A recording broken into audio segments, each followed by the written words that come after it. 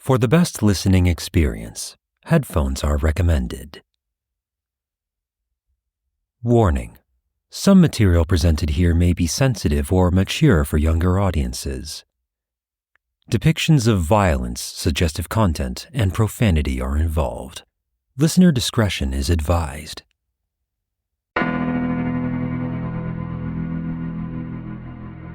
Previously on Project Gnosis. If you are looking for something, you got the wrong house.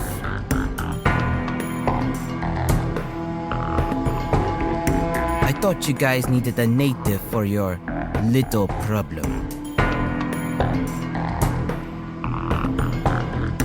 If you guys want to investigate in my city, you have to be a bit more subtle. I want these aswangs out of my home. They have been kidnapping people left and right. He shows us a microchip.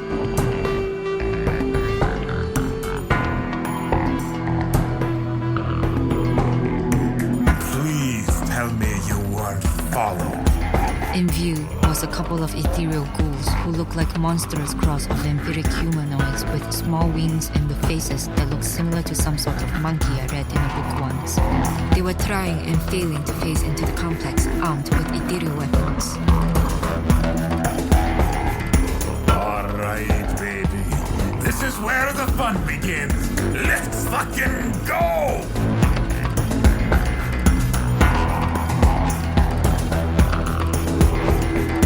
They would tell the others. And come back in greater numbers. As much as I don't care for it, I know where we can go. I just hope Tito doesn't freak out.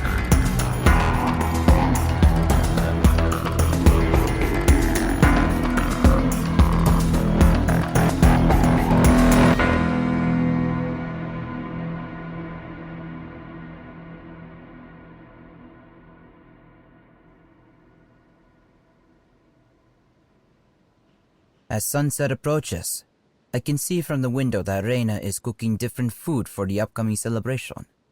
Lumpia, pancit, and even lechon she received from neighbors. She tastes the pancit and smiles as she chews it. I see Tito approach Reyna and smell the food. This is really good, Reyna. Your ma teach you how to prepare these? She's usually a busy woman. She's a nurse after all. I had to figure this out on my own. Still, it's so good. By the way, have you seen Riz? I thought he was working with you on that old jeepney you have. It's a work in progress. As for Riz, I thought he went to the procession with you. The door swings open to reveal myself and my companions appear into the small house. I have a large bandage over my back hidden under my shirt as Faye and Finn look around the house. Pretty fine. Reyna and Ricar appear in the living room to see us. Okay, who are these people? New friends.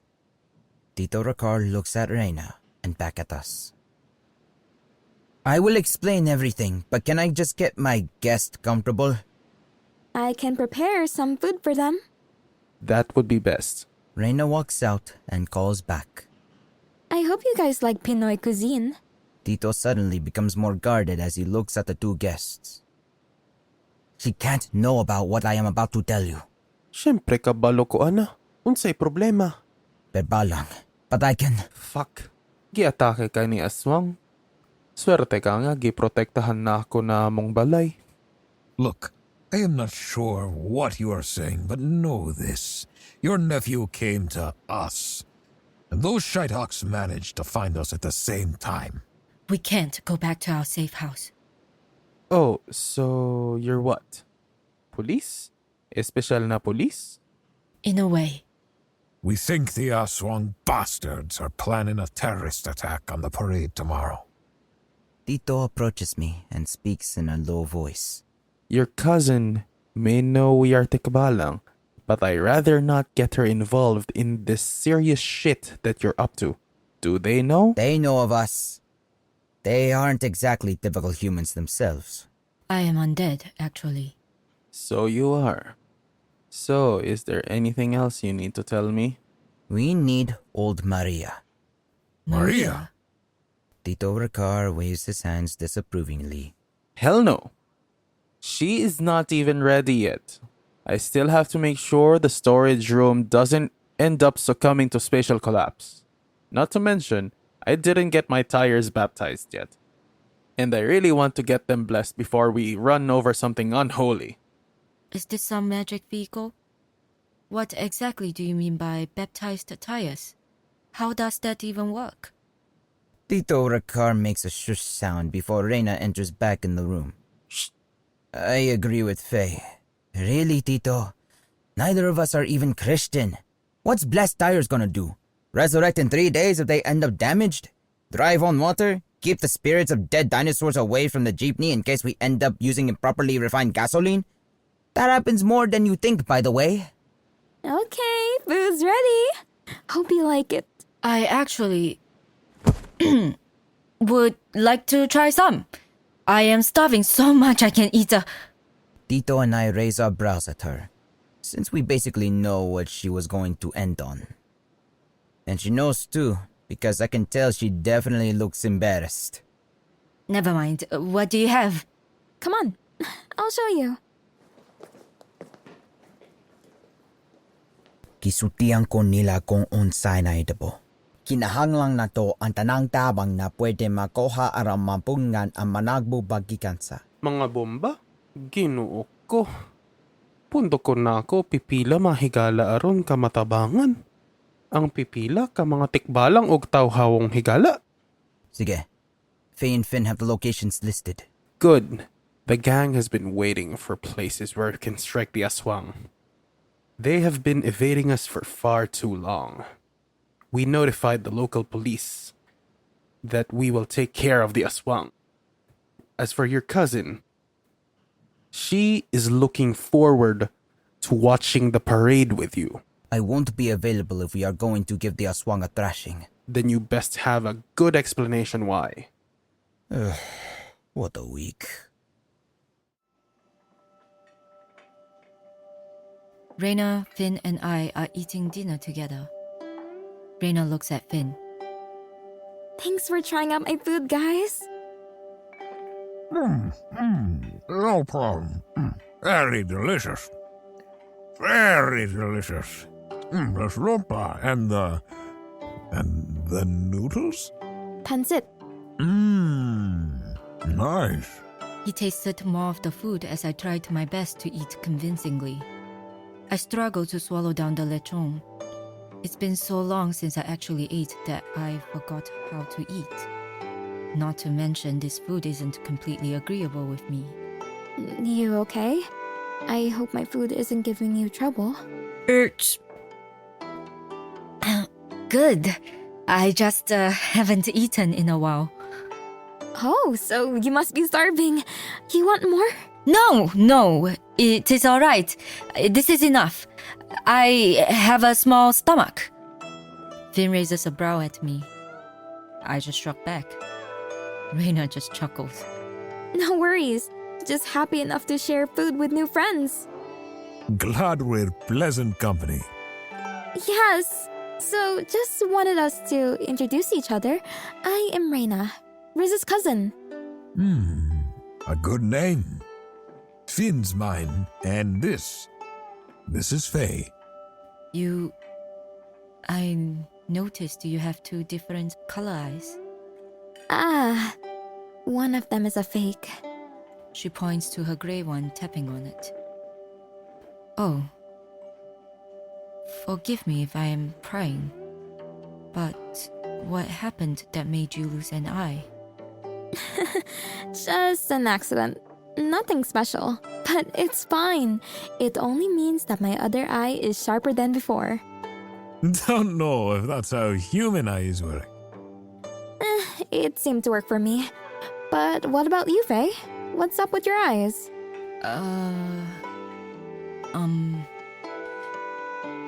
You see. She is one of those really hardcore goth scene girls. Went as far as to have her eye whites tattooed black. Wait, what? That's so cool! Tattoos are awesome! I know many relatives have traditional types that determine their lineage. You should check them out someday, and you are really brave to go as far as having your eyes tattooed. Thanks. I look at Finn, confused. He just smirks at me. Well, a compliment is a compliment. Well, I was wondering because I don't think a change of eye color is something typical to your undead nature, Faye. Finn and I pause. What? It was kinda obvious. I mean, I am cousin to a family of Tikbalang. Riz comes into the kitchen and looks at Reyna. Hey, Ray. I just wanted to tell you I need some time alone with these people. Is there something wrong? No, just planning out tomorrow. Thought you were going to be with me for the parade. I heard it can get very crowded. I even heard people throw paint out of nowhere. Well, I am sorry. Something related to my work came up. These guys are involved. I should be done before the parade is over. It's... okay. I am sure Tito Ricar can guide me through the parade. You stay safe. I am going to check on Tito. Reyna leaves the room. I can feel her sadness. That much is obvious. Finn and I look at Riz. We remain in awkward silence until Finn talks. Right. So, the plan as we discussed on our way back here. You also mentioned we're going to have backup. It may not seem like it, but my tribe along with the allies of Tikbalang have been doing what we can to counter the Aswang. We disrupted their blood cocaine trade, which is how they originally made their buck. But one of my own told me that an outsider convinced Ate Dalisay, the Cebu Aswang lieutenant, to switch to human abductions. I don't know who this outsider is, though, but he is not of Pinoy origin. I think I can answer that. A voice comes out of Finn's earpiece. You say it, too loud. Too bad. Just checked on the details of the cyber zombies. Got to warn you guys and your friend Bojack about who's really running the show. Who the hell is Bojack? Shh. You're dealing with an anthropophagus. You're not acting the mag hit, are you, lass? What the hell? Does anyone know what he's talking about? Riz and I shake our heads. Thought you were well versed in phrasing. Just in Irish slang, and anyways, quite a fancy name for the biggest baddie of the bunch. Well, he's no joke. Herodotus of the Rotten Moon tribe. His lot are involved in dark magic, in addition to being man-eating creatures. They're also a group of mercenaries that wage proxy conflicts for their clients. What makes him stand out is his practice of cyber necromancy. The same nature of magic that created Faye's curse. Riz's eyes widen and look at me. I know of it. Know of it all too well. Not much to get into about that. The name basically speaks for itself. Cyber Necro what? It's a long story, but in short, his minions are definitely implanted with pinnacle tech, which is odd for the Aswang working with him, as they're enemies of that corporation. I heard of the Rotten Moon. Infamous, even by Merc standards. My sources tell me rumors that they recently became subsidiary of the Nadir, a sister company to the Pinnacle, which both belong under the same conglomerate. They specialize in weapon development and the creation of many private military contractor groups. I know Pinnacle and Nadir like to cross over and share tech and research. I wonder if Herodotus could have taken those implants with Pinnacle's blessing. They can't be used when stolen, right? Not possible. There is a failsafe that deactivates them when used without the consent of Pinnacle. But they already have the country in their pockets. Why risk it all on aiding Aswang gangs? Remember Manifest 64? I did some more research and the bomb schematics are definitely Pinnacle's design. The ciphers used to guard information in the schematic are consistent to what a subsidiary to Pinnacle uses for security in their missile defense systems, like the Gatsby M1565 defense system. In fact, it's referenced here, having the same subroutines in its programming as the bombs, which isn't obvious to most unless you connect the dots. I know of it. That system destroyed many Aswang settlements and lives in the wilderness during the government's purge campaign a few years ago. It is why many of them moved to the cities in the first place and started the gangs. Even hearing the reference to Legazpi will rile them up. Still doesn't explain why Pinnacle would be involved. The Aswang are very anti-corporate. Not every group is a monolith. Even their own will has their special diverging agendas despite the past. Also, the American corporations of our age are insidious in ways beyond surface awareness. Remember, they are the power that rules the Western Hemisphere now. So Yaz, Pinnacle, and Nadir's interactions might need exploring. I will keep researching on that, but that may take time. Hey, Faye, you've been awfully quiet. Something the matter? Yeah. Riz, may I talk to you in private? Wait, now? But we have to... Fuck it. I will brief the rest to Finn. Finn smiles and lays his hand on my shoulder, then walks off from the kitchen. Riz leans on the counter. Something on your mind? Yeah. I am not usually upfront about other people's business, but if it weren't for the fact some monsters wanted to blow up the city, I would want you to spend time with your cousin. I would, but... Wait, why are you so interested in that? To be honest, I haven't voiced it out, but I am a bit envious of the people in this country. So many are celebrating together with family, eating together, dancing together, singing together. Well, we do love our karaoke here. Right. It is a shame the Aswang want to ruin this festival. Well, Aswang themselves are outcasts. To the human citizens here, they have a history of being predators by nature. And I pity them honestly, considering Aswang and my kind have a common similarity in not being human. But do they have to be like that? There is no peaceful resolution to this? The government wishes to see them exterminated because of their primary nature as predators of human society. But then again, that same government doesn't trust my kind or any other non-humans in the Philippines, though we are at least related. I see. Your cousin knows who you are. Is she concerned about what you do or what is going on here? Not really. She always hopes for the best.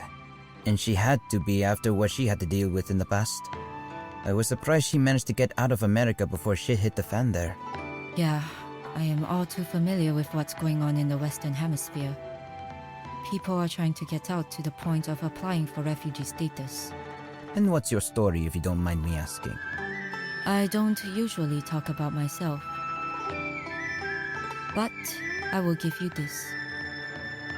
When I see the families here celebrating the festival, it makes me wish I had a different life growing up. That family too?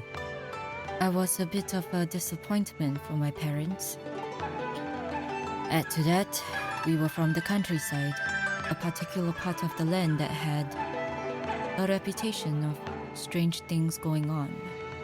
When we moved to Beijing, rumors started spreading in the schools I have been to about my background. So you were seen as an outcast, as expected from those that don't want to understand. Maybe. I grew up with very few friends, and they eventually drifted off.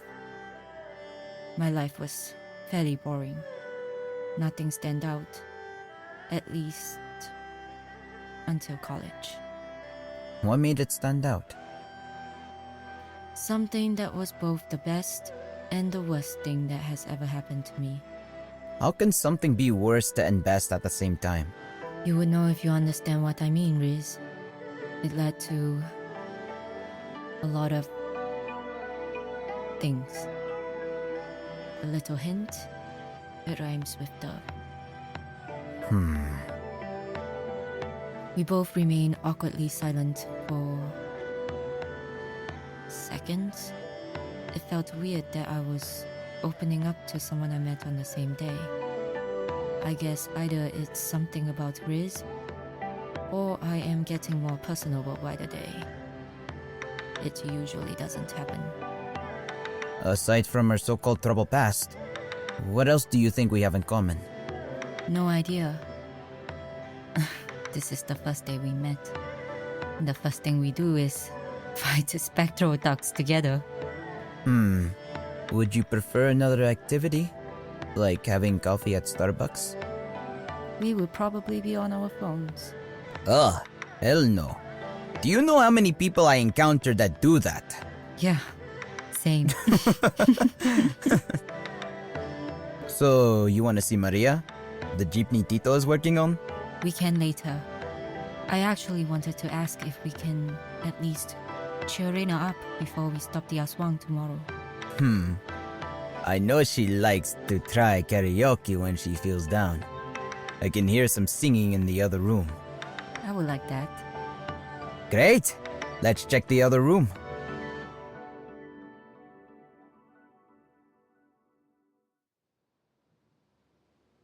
Faye and I walk into the room just as Reyna finishes singing in front of the TV. Tito and Finn are lounging on the couch clapping for Reyna's performance. Hey, we just finished our chat. How well did you do, Ray? Alright, I am a bit rusty with singing nowadays, but if you like, you two could go next. Sure. How about you let Faye try? I haven't heard her sing in a while. Finn! Come on, lass. You should show what you can do. Yeah, you should. It'll be fun. Alright. But what should I sing? Anything is fine. Tito, see if you can pull any song from online that Faye wants to sing. I know what I like to sing. It's a Chinese lullaby from the northeastern region, if that is alright with you. I think I know what she's talking about. 3,000 pesos that your jaw will drop by the end, Riz. What? Well, if it's money you're willing to lose, sure. I can see that Tito and Reyna quirked their eyebrows in curiosity. Come on, I am not someone so easily impressed with singers. Those idol shows have a full range that I saw. So, not sure how Faye will impress me with her approach. I see her choosing something on the TV with a remote. A song with Chinese lyrics and a moon background. The song started playing. Definitely traditional. Let's see what she can do.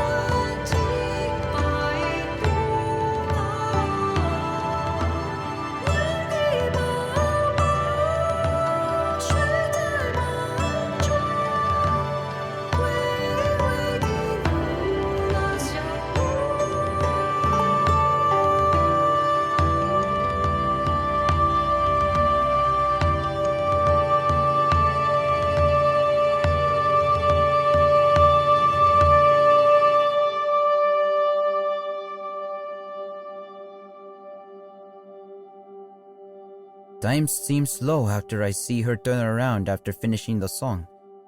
If she wasn't undead, I think she would be blushing. I look to the others who are all smirking at me. I just noticed my jaw is open this whole time. God damn it. Well, lad? Shut up. No choice but to fork over some pesos to him. I see Faye chuckle. Well, at least she has a sense of humor. Don't know many undead that do.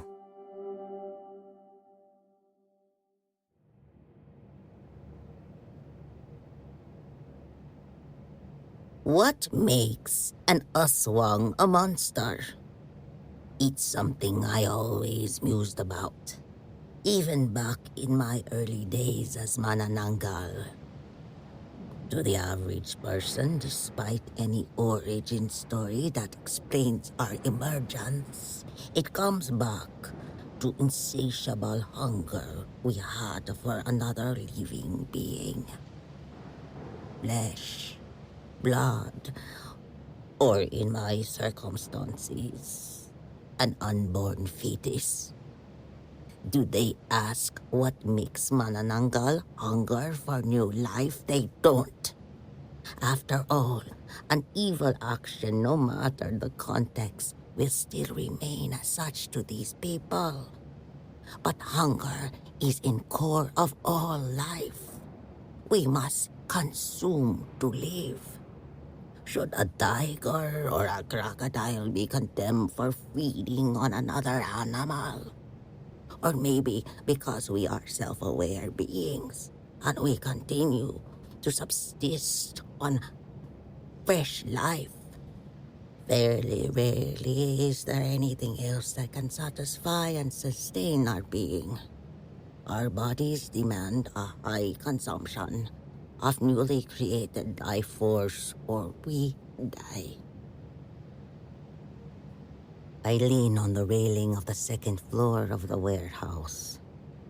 I look at the picture of a man in standard priest garb before putting it inside my coat. I take a cigarette and start smoking. Bad habit, but needed to calm my nerves. The lower half of my body is walking up the stairs towards me.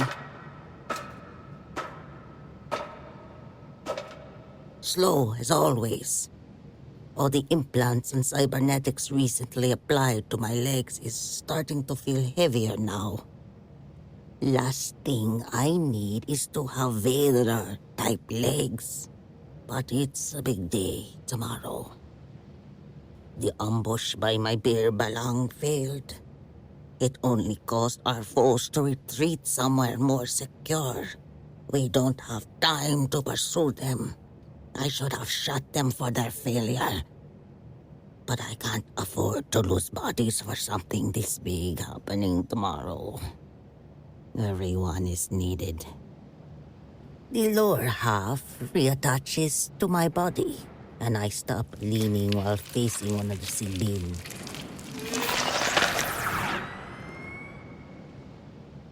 Everyone ready?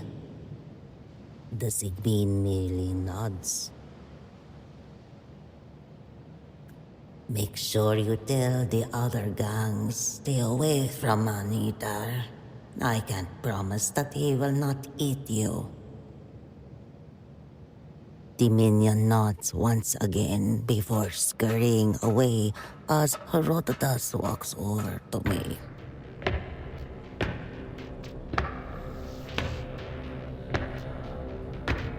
He munches on some raw, desiccated meat of unknown origin as I dump my cigarette. I look onward as I see my aswang subordinates and Herodotus undead preparing for the operation. Your thralls can handle something this delicate? I doubt it.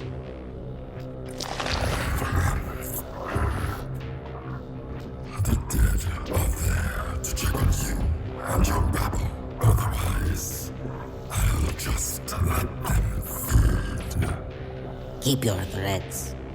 The sooner we finish this, the sooner we stop working together.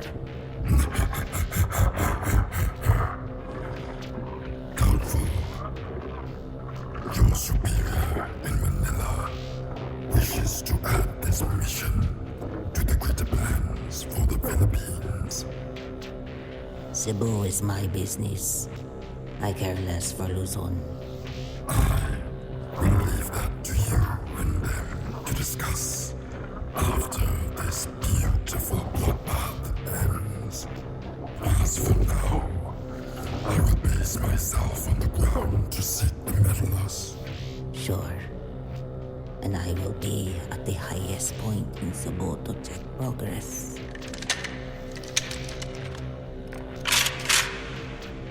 I retrieve a sniper rifle and load it in preparation. It is time we give the souls of this city our own festive gestures.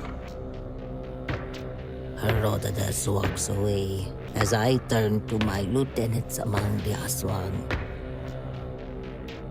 Everyone, time to move.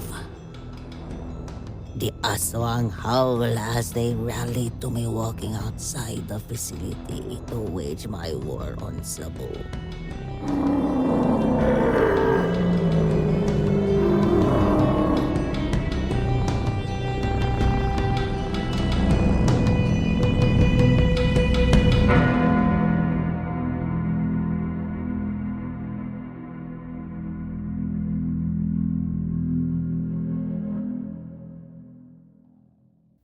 Project Gnosis is an MQ Media production. Written and produced by Matthew Curran. Music and sound design by Peter Havran. If you want to know more about Project Gnosis, check out more episodes on various podcasting platforms. You can also follow us on places like TikTok or Twitter for more updates. If you want to be a supporter, we have our website where you can join and have access to all sorts of content, such as behind the scenes. If you have any inquiries, message us at projectgnosisthestory@gmail.com. This is Project Gnosis. More to come soon.